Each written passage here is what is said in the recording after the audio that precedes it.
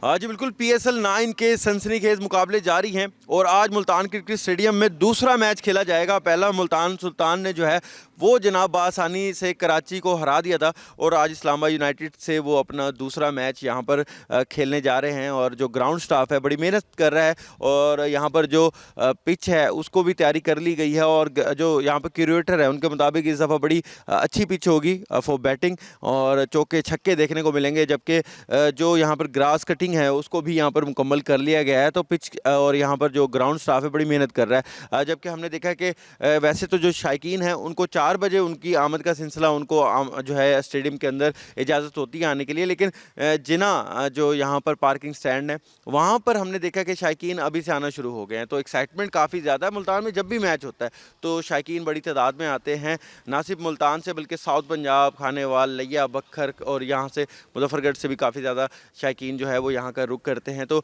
आज जनाब बड़ा टाकरा है। इस्लामाबाद यूनाइटेड अपना पहला मैच जीत चुके हैं और लाहौर जो है वो मुल्तान सुल्तान भी अपना पहला मैच जीत चुके हैं। तो आज जो भी टीम जीतेगी वो अपना सेकंड मैच कंसेक्यूटिव इस पीएसएल में जीतेगी। और मुल्तान क्योंकि होम ग्राउंड है उनका और वो कभी भी इस्लामाबाद यूनाइटेड से यहाँ पर नहीं आ रहे, तो ये एक तारीख है। तो इस्लामाबाद यूनाइटेड के जितने भी फैंस हैं उनको मुल्तानी यही कह रहे हैं कि जनाब आप आज हैट्रिक का सामना आपको करना पड़ेगा डिफीट्स की, तो जनाब उसके लिए तैयार हो जाए। तो देखना यही होगा कि आज शाम 7 बजे जब ये मैच शुरू होगा तो शायकीन काफ़ी ज़्यादा पुरजोश हैं और वो पुरजोश हैं कि मुल्तान की जो टीम है वो आज भी इस्लामाबाद को हरा के यहाँ से अपनी जो पीएसएल की जो फातियाना आगाज़ है उसका सिलसिला जो है वो इसी तरह जारी रखेगा। जी।